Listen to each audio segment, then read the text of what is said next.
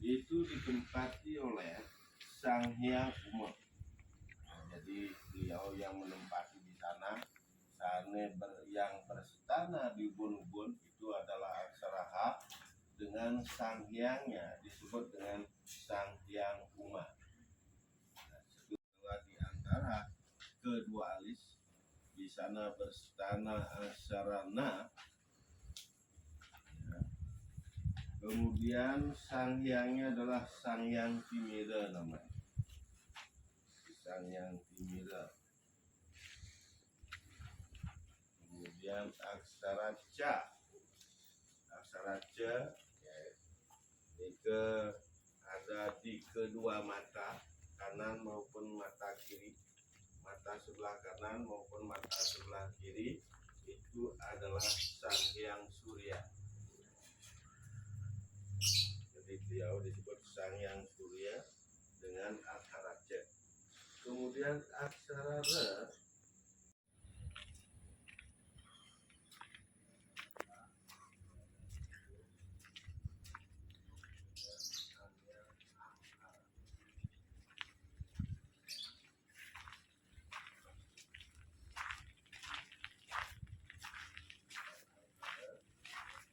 Kemudian selanjutnya aksara D itu terletak di mulut.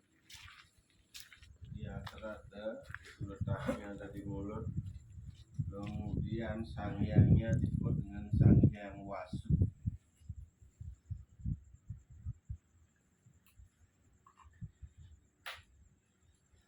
Sang Hyangnya disebut Sang Hyang Wasu.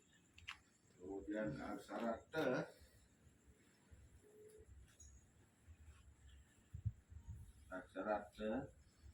itu menempati bagian leher sini, leher kita itu adalah Sang Hyang Yamadipati. Dia menempati di leher dengan Sang Hyang Yamadipatinya adalah aksara To atau disebut telatik. Itu terletak di tulang belakang atau punggung.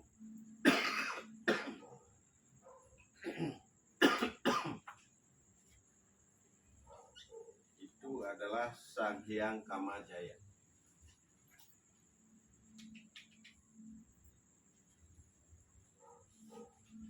Sang Hyang Kamajaya.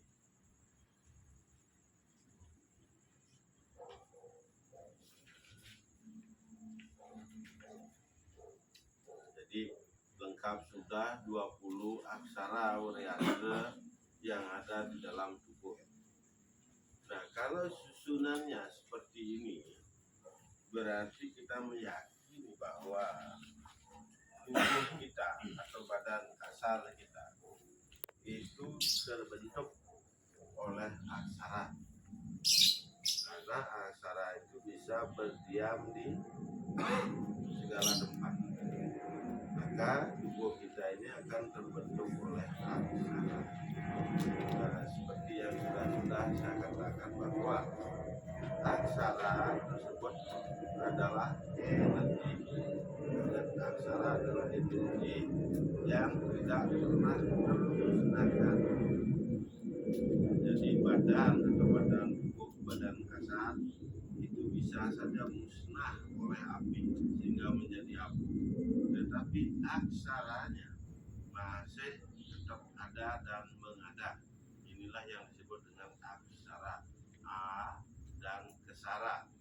A merujuk arti tidak sesungguhnya, kemudian kesara itu artinya musnah.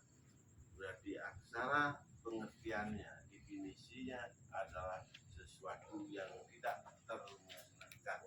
Apakah yang tidak termusnahkan? Aksara. Tubuh boleh saja badan kasar dikembalikan kepada unsur pancamabudanya, tetapi aksara itu tetap ada dan ada. Contohnya, kenapa kita masih ke petilasan, ke situs-situs misal, ke tempat perabuan, tujuannya apa? Karena misalnya situs Raden Wijaya misalnya, atau si Markendia misalnya yang ada di Gunung Raung, kenapa kita ke sana? Atau misalnya Dangyang di Mandra misalnya, atau Dangyang Mirarte, kenapa kita masih ke sana? Yang kita cari adalah energinya. Walaupun beliau sudah moksa, tetapi sudah tidak ada di dunia ini, tetapi energinya itu masih tetap ada. Gaya tarik elektromagnetiknya masih ada sampai saat ini. Nah, maka daripada itu pengertian aksara sesungguhnya sama dengan energi. Jadi hukum kekekalan energi itu berbicara bahwa energi itu tidak bisa musnah, tetapi energi bisa merubah bentuk. Sama, aksara juga tidak musnah, tetapi bisa merubah bentuk. Ya, nah, seperti itu pengertian. Jadi kita harus carikan pembanding untuk kita menganalisa agar di dalam belajar kita itu tidak memakai kone itu atau konon atau mulo keto memang begitu ya, begitu misalnya. Jadi dia memberikan beberapa contoh pemahaman tentang aksara itu, bahwa aksara itu adalah energi yang tidak termusnahkan, tetapi dia bisa berubah bentuk. Karena energi bisa berubah bentuk. Energi adalah kumpulan dari molekul-molekul. Dari energi menjadi beberapa molekul. Molekul berkumpul jadilah kumpulan molekul yang disebut atom. Kemudian atom mengecilkan dirinya menjadi dia istilahnya disebut dengan inti atom. Dan inti atom ini sebagai peletaknya. Kenapa orang zaman dahulu bisa moksa? Beliau mampu mengumpulkan energi atom itu ke dalam tubuhnya, kemudian atom yang molekul yang ada di dalam tubuhnya disatukan dari jari kakinya, kemudian dinaikkan menuju ke nabi. Setelah sampai di nabi, dinaikkan ke hati. Begitu nyampe di hati, dituntunlah sang yang atma itu menuju siwadwara. Setelah itu badannya akan meledak, kemudian debunya akan berhamburan di atas, ditiup oleh angin. Nah, begitulah caranya, katanya moksa. Sebenarnya dia bicara katanya dulu, karena untuk sekarang ini, kita zaman sekarang susah kayak seperti itu. Tetapi sedikit tidaknya moksatan jagat ita ya caiti dharma terlebih dahulu yang harus kita cari di dalam kehidupan. Jadi itu sistem meledakan energi yang bisa memusnahkan diri sendiri atau yang disebut dengan moksa. Lebih mendukung untuk proses keberhasilan di dalam meditasinya. Jadi alam terbuka. Artinya kalau kita di dalam kamar akan berbeda hasilnya dengan kita melakukannya di alam terbuka. Misalnya di halaman beraja, di pinggir pantai, di tepian danau, di gunung, itu akan berbeda hasilnya kalau kita melakukan meditasi hana cereke ini dibandingkan dengan di dalam kamar. Nah, kalau di dalam kamar kualitasnya akan jauh berbeda dengan di luar, itu maksud. Karena di luar kita bisa mengumpulkan oksigen atau udara yang bersih sehingga bisa mengalir ke dalam tubuh, ke titik-titik syaraf maupun istilahnya nadi-nadi kita. Jadi udaranya betul-betul bagus, bersih dan lain sebagainya. Nah, itu jadinya nanti hasilnya akan berbeda dengan kita melakukannya di dalam kamar. Nah, itu yang harus diingat. Apakah tidak boleh di kamar? Boleh, silakan. Dan dari hasilnya yang selama ini kita sudah amati, itu akan berbeda hasilnya dengan kita melakukan di luar. Boleh. Lalu ibu jari disatukan dan diletakkan di bawah pusat. Itu. akan membentuk yang disebut dengan nadi keseimbangan saya tidak hanya mempertemukan trinadi adalah agar menyatunya kekuatan feminim dan maskulin. Kiri adalah feminim, kanan adalah maskulin. Nah, ini disatukan. Kemudian di tengah-tengah ada sumsuna. Nah, yang sumsuna ini berwujud Ardhanareswari, artinya setengah feminim, setengah maskulin. Nah, itu. Jadi itu tujuannya agar tidak goyah dalam melakukan meditasi. Nah, kalau ini dilakukan secara benar, kemudian penempatannya juga harus hafal di dalam tubuh, maka niscaya itu kita akan bisa mengalami yang disebut dengan kesadaran. Jadi kita akan mulai menyadari bahwa tubuh sesungguhnya itu adalah aksara dan tubuh itu harus kita sayang. Jadi kesadaran akan muncul dari cangkangnya telur terlebih dahulu. Belum kita lebih ke dalam. Ini sangat bagus. Kemudian yang kedua, fungsinya adalah meditasi Hana Ceroke ini fungsinya adalah untuk pembersihan atau untuk penyembuhan, pengobatan di dalam tubuh kita. Jadi fungsi pertama adalah pembersihan. Jadi semua luka atau yang disebut dengan sakit dan dalam itu akan dibersihkan terlebih dahulu. Maka kalau ini dilakukan 3 kali misalnya, tahu-tahu ada efek tubuh itu jadi agak panas, kemudian badan itu terasa agak panas, tidak nyaman dan lain sebagainya, lanjutkan saja hanya dengan minum air hangat yang putih, air hangat itu, maka dia akan mengadakan pembersihan dengan sendirinya. Siapa tahu itu ada istilahnya penyakit yang disebabkan oleh makanan-makanan yang mengandung toksin-toksin atau racun-racun. Nah, seperti itu, misalnya kelebihan purin, kelebihan toksin apa di dalam tubuh, nah itu bisa diperbaiki oleh Wariastra ini. Cara kerjanya Wariastra ini atau Hana Ceroke ini adalah apabila sehabis kita melakukan meditasi, dia akan bekerja pada saat kita tertidur. Nah, itu pada saat kita tidur, aksara ini akan bekerja di dalam tubuh. Nah, memang ini perlu diteliti, tetapi hasilnya belum keluar. Jadi dipasang sebuah alat bagaimana sirkulasi sel-sel dalam tubuh setelah melakukan meditasi.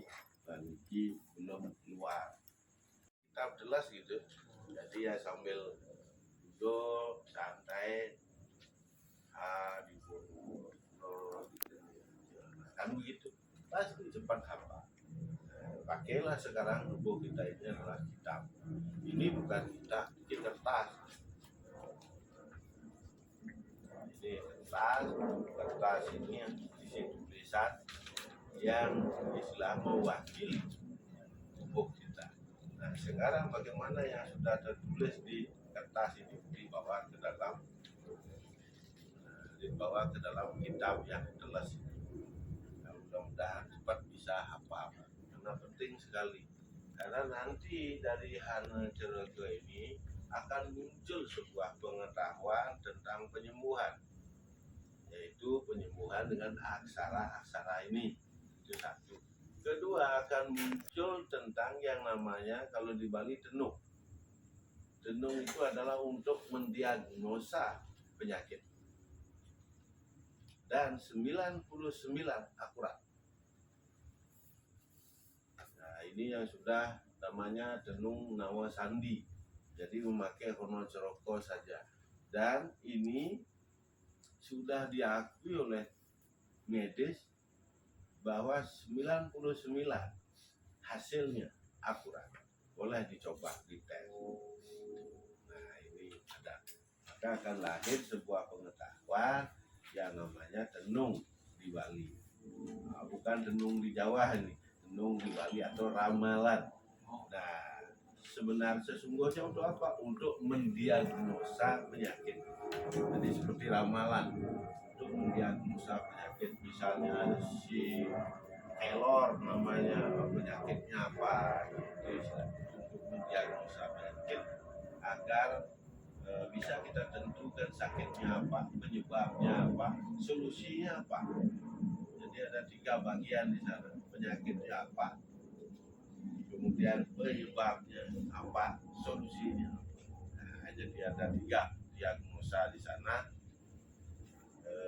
Nanti itu pada pelajaran berikut, makanya ini hafalkan itu. Aksara Wariastra yaitu aksara na sama aksara mu. Di selatan ada aksara re dan aksara be. Ke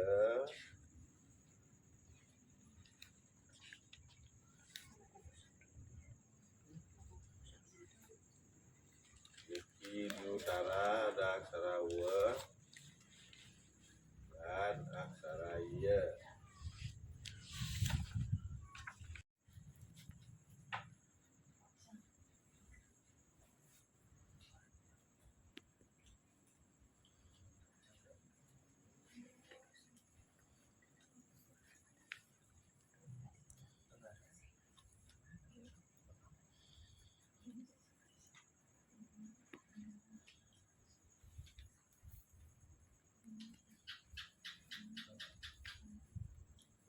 Dipakai aksara itu untuk pengobatannya. Itu kita sudah pernah melakukan. Jadi pada seorang pasien yang menderita bilik jantungnya bocor, dan syukurlah ya atas kehendak Tuhan, jadi tidak sampai dipasang ring. Malah kaget dokternya. Jadi luar biasa. Begitu juga dengan paru-paru. Di sana ada aksara C dan G. Kalau ada yang menderita paru-paru, TBC, asma dan lain sebagainya, silakan lakukan dengan cara menyebut aksara C dan G. Itu berniat untuk mengobati paru-paru, itu bisa. Nah, kemudian rebe itu ada di hati, yang berkaitan dengan penyakit yang ada di hati, misalnya disfungsi hati. Kemudian ada yang sampai sirosis. Nah kalau sirosis masih yang teliti, masih penelitian, belum bisa kita nyatakan itu bisa, karena sirosis itu sudah termasuk membengkakkan pada hati atau kanker pada hatinya. Nah ini yang agak susah. Kemudian sampai usus besar. Jadi usus kita itu panjangnya hampir lebih kurang 30 meter. Sebenarnya itu panjangnya usus kita. Nah, setelah itu ginjal, ada aksara T dan P. Nah ini yang sering diderita sekarang. Ada gagal ginjal atau fungsi ginjal, salah satunya kanan atau kiri yang kurang bagus, itu bisa memakai aksara itu. Nah itu nanti yang akan bicarakan pada saat bedah buku Pono Ceroko Usada Hana Ceroko itu. Kita akan bedah bagaimana cara teknis-teknis pengobatannya. Nah itu. Nah, ini juga akan menjadi bagan tenung yang tadi, atau diagnosa penyakit atau ramalan. Disenggamakan, maka dia akan menjadi aksara sa. Dia akan menjadi aksara sa. Nah, aksara sa di sini biar lengkap, maka dia akan menjadi Sangyang Sadya Jata. Nah, begitu namanya. Ini akan menjadi sa.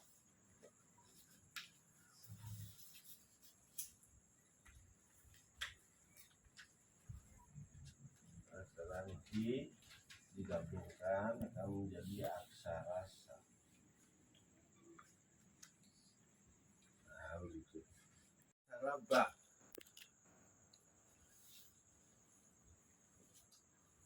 Ba.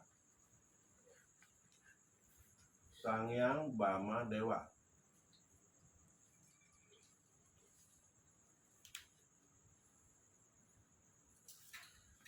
Itu disebut dengan Tirta Kamandalu.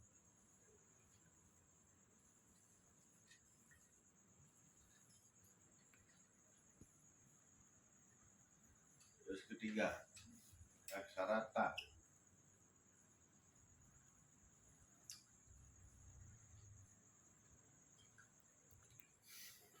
Itu disebut dengan Sahyang Tatpulusa. Tatpulusa itu disebut Tirta Kundalini.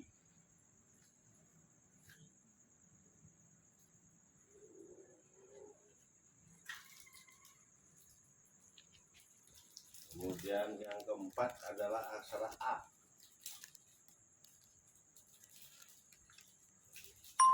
Itu disebut Sangyang Agora. Kita itu sehat. Itu namanya Tirta Sanjuwari. Terus Tirta Kamandalu itu tempatnya adalah di persendian. Nah, itu.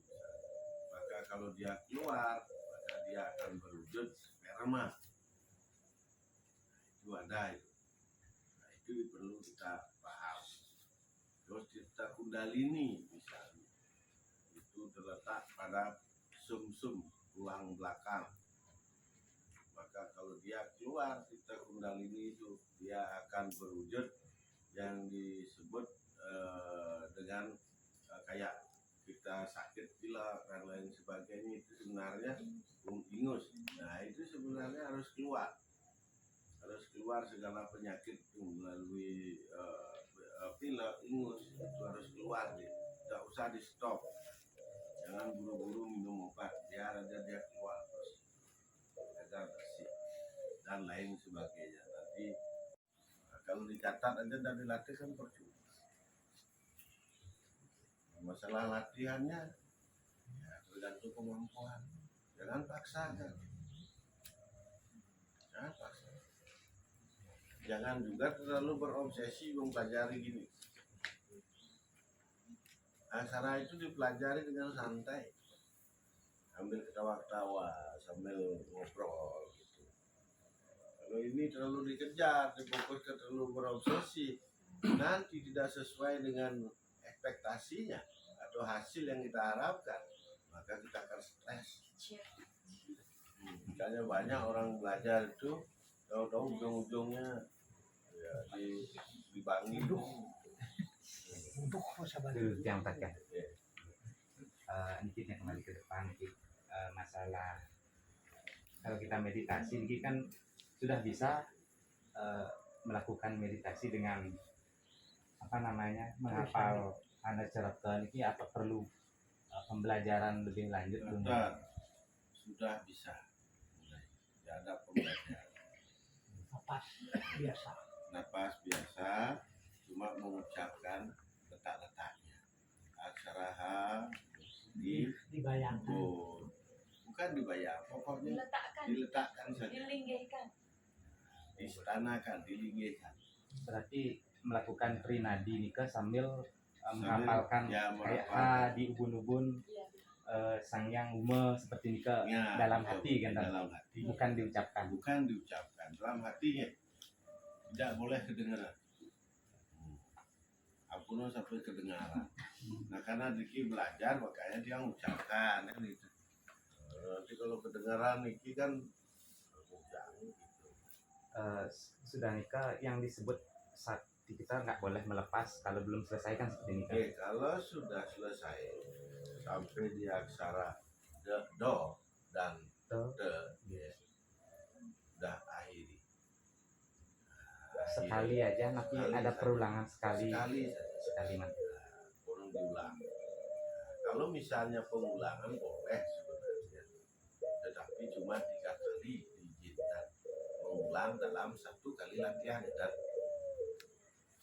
itu hanya untuk membiasakan biar dia refleks supaya mendarah daging.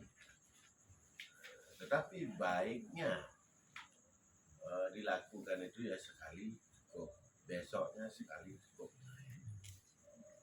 Kalau kita misalkan di tiang kan belum hafal nih. Iya. Yang ucapkan berkali-kali seperti tidak ada istilahnya. Ini tidak masalah. Tapi ketika sudah memulai sudah hafal baru maksimal 3 kali kan maksudnya. Iya. Kalau dalam tahap kita menghafal boleh 10 kali boleh dibaca ya. Nah, gitu. Tapi nanti kalau sudah hafal tempatnya, pada saat melakukan meditasinya untuk menstanakan aksara nika cukup sekali atau 3 kali pengulangan pada 1 kali latihan. Paham itu ya? Jangan sampai over ya, 10 kali nanti. Makanya sekali sampai selesai itu butuh waktu 30 menit.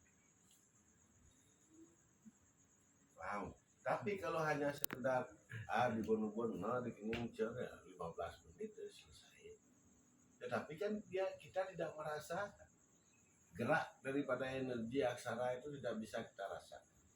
Tujuannya di sini agar kita merasakan geraknya.